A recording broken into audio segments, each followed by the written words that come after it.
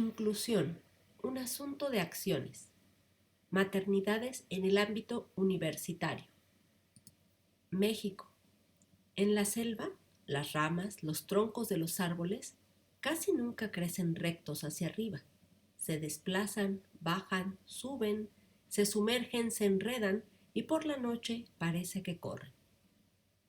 Muchos seres gustan de habitar ese laberinto de ramas que huye de toda noción de orden.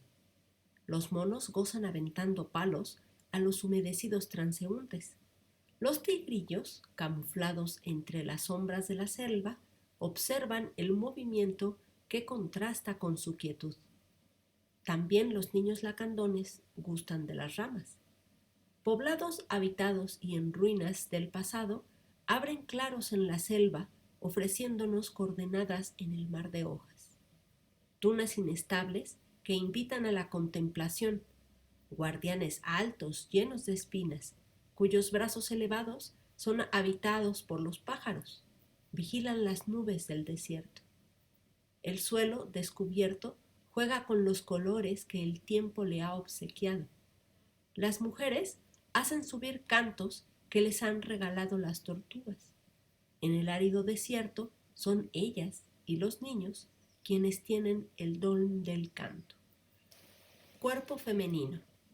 El cuerpo de la mujer es distinto en cada uno de los Méxicos, pero en todos es perseguido por la dominación. La dominación misma es distinta, pero en todos los Méxicos tiene el mismo propósito: minimizar, controlar, subyugar a la mujer desde la domesticación de su cuerpo femenino. El cuerpo femenino es convertido en objeto de uso al venderse su imagen para cubrir las fantasías eróticas de los hombres. De igual modo, el cuerpo femenino es convertido en objeto de control cuando le es arrebatada a la mujer la potestad para decidir si quiere o no ser madre, y cuando ya se ha embarcado en la maternidad, su cuerpo sigue siendo objeto de control cuando no se le permite guiar su propio parto y lactancia. El cuerpo femenino es a la vez erotizado y censurado. Desde pequeñas, a las niñas se les enseña a ocultar su cuerpo, no solo para evitar ser víctimas del deseo del hombre, sino porque el mismo cuerpo es visto como pecaminoso. Cuerpo racionalizado. El deseo de control del cuerpo se funda en la absurda ilusión de progreso que tanto se ha perseguido en Occidente.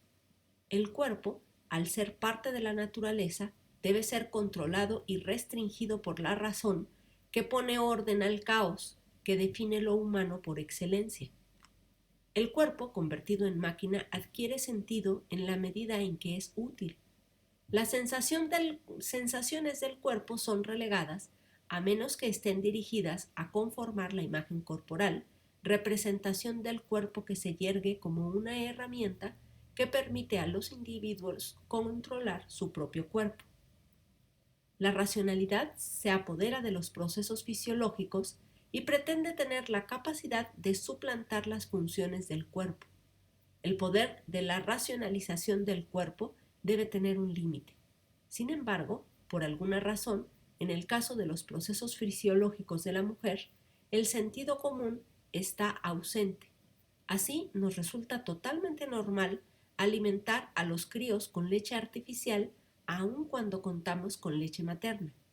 La presión de control de los procesos del cuerpo de la mujer es tan grande que nos vuelve ciegos a los riesgos para la salud de la madre y del bebé que tiene la alimentación artificial. Mujer abriéndose camino. 1956 fue el año en que nació mi madre, pero también el año en que las mujeres pudieron votar por primera vez en México. Desde entonces, las mexicanas han ganado a punta de machete su lugar en la sociedad.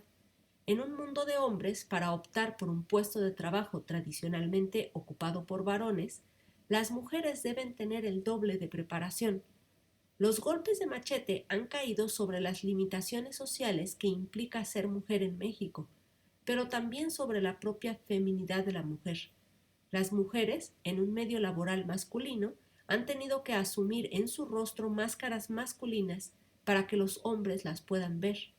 En realidad la misoginia no desapareció, pero las mujeres han aprendido a jugar el juego de los hombres. ¿A quién le dan un día libre por tener dolores menstruales? ¿A quién le dan un día libre porque tiene un bebé cuya necesidad básica de subsistencia es estar pegado a su madre? ¿Licencia de maternidad? 42 días son los que el cuerpo de la mujer necesita para poder volver a ser útil. La maternidad es lo de menos. En la actualidad, las mujeres se han colocado en todos los puestos de trabajo, tienen voz y voto en los asuntos políticos y sociales del país, pero en el silencio de las familias la violencia de la invisibilidad y otras violencias siguen presentes. Aquellos momentos en la vida de una mujer que son profundamente femeninos, como el parto y la lactancia, y que por la intensidad que tienen son capaces de devolverle a la mujer la potestad perdida sobre su propio cuerpo, son controlados y racionalizados por el poder del patriarcado, que se encarna en los médicos, sean estos hombres o mujeres. El resultado es que México es el país con mayor índice de cesáreas del mundo y es el país de menor índice de lactancia en Latinoamérica. Situación actual de la lactancia. La Organización Mundial de la Salud recomienda que los bebés se amamanten de forma exclusiva por 6 meses, es decir, que los primeros 6 meses solamente tomen leche materna. También recomienda que a los 6 meses se introduzca la alimentación complementaria, pero que la lactancia continúe mínimo hasta los 2 años o más.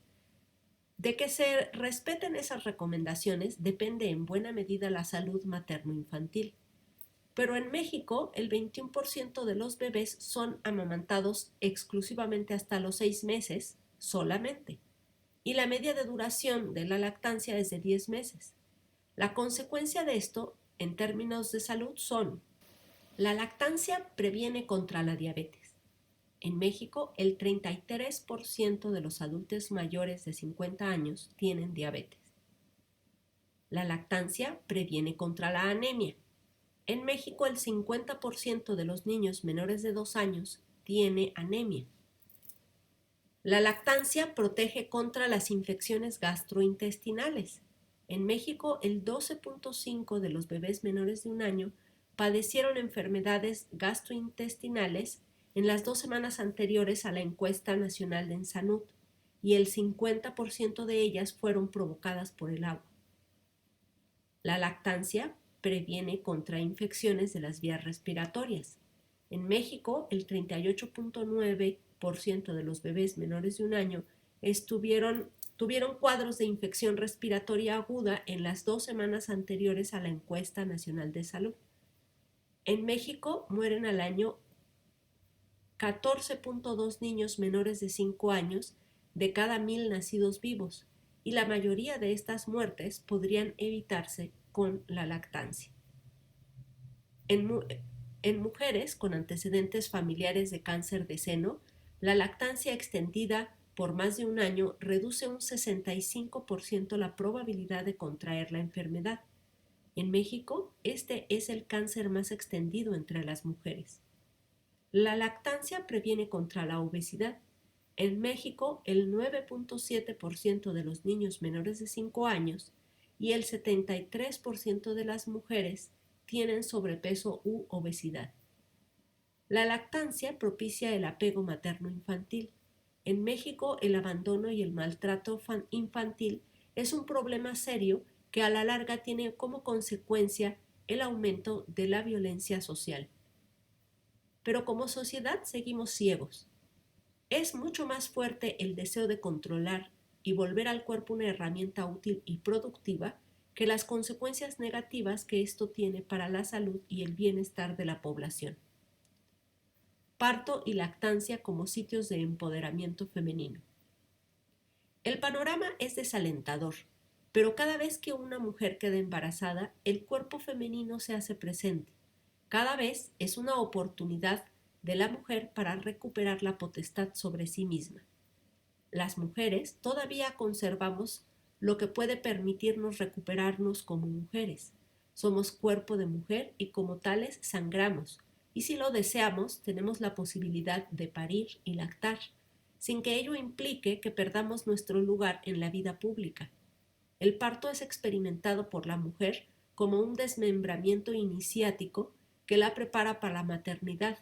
Es una experiencia que cuando la mujer puede vivirla sin restricciones, puede devolverle la seguridad y la fuerza necesarias para romper estructuras mentales de dominación masculina que ella misma ha asumido como propias. La lactancia es una prolongación de la experiencia del parto, en la que la mujer expande su relación originaria con la feminidad, con la naturaleza incontrolable e irracional. Cuando una mujer amamanta, se activa su relación con las figuras simbólicas de la mujer matriarca que guía, desde su condición femenina, su propio curso. Lactancia y maternidad en la universidad. Un asunto de inclusión. Sabemos que la inclusión ha empezado a formar parte de los asuntos de la transversalidad en las universidades, pero la inclusión no resulta fácil porque implica cambiar los espacios, las prácticas, las conciencias, la organización de procedimientos, la organización de los tiempos. Esto es algo que resulta difícil cuando quienes trabajan en las instituciones actúan desde sus privilegios. Esto quiere decir que actúan con o sin quererlo como si todas las personas vivieran las mismas condiciones de vida que ellos, ellas o ellas. Por ejemplo, quien diseña un edificio en una universidad sin una rampa o elevador es alguien que piensa que todos tienen la posibilidad de subir una escalera caminando. Quien después organiza los horarios poniendo clases en el piso de arriba sin preguntarse si todas las personas que van a asistir a esa clase pueden subir la escalera, también actúa desde su privilegio de poder caminar, el cual le impide prever que exista quienes no puedan subir. La inclusión implica en ese caso diseñar espacios con rampas y o preguntar antes de hacer un horario si en el grupo hay alguien con discapacidad motriz que le impida subir la escalera. Es decir, la inclusión implica tomar conciencia en primer lugar y después tomar acción. La maternidad y la lactancia requieren de que existan condiciones de tiempo y espacio para que sucedan de manera adecuada. En una institución que no está dispuesta a hacer ningún cambio para que las madres puedan desarrollar su lactancia mientras continúan con su desarrollo profesional, no se puede hablar de que se tenga un espacio de inclusión para la maternidad ni para las infancias. ¿Qué sería una inclusión de la maternidad en la universidad? En primer lugar, extender permisos de maternidad a mínimo 6 meses, que es el tiempo en que la lactancia materna es exclusiva y requiere de mayor tiempo. Tener guarderías accesibles donde pueden estar cerca de sus madres, bebés y niños pequeños que se amamantan. Tener lactarios debidamente equipados con un sillón, un refrigerador, acceso a lavamanos y privacidad para extraerse leche.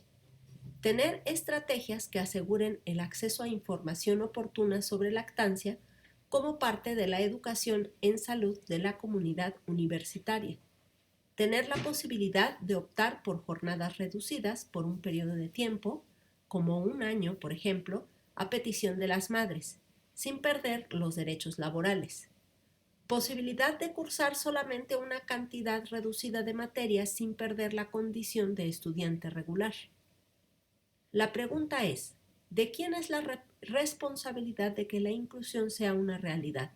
Si decimos de las madres, se les estaría dejando solas para agregar una lucha más a las que ya tienen encima, como sucede en la actualidad.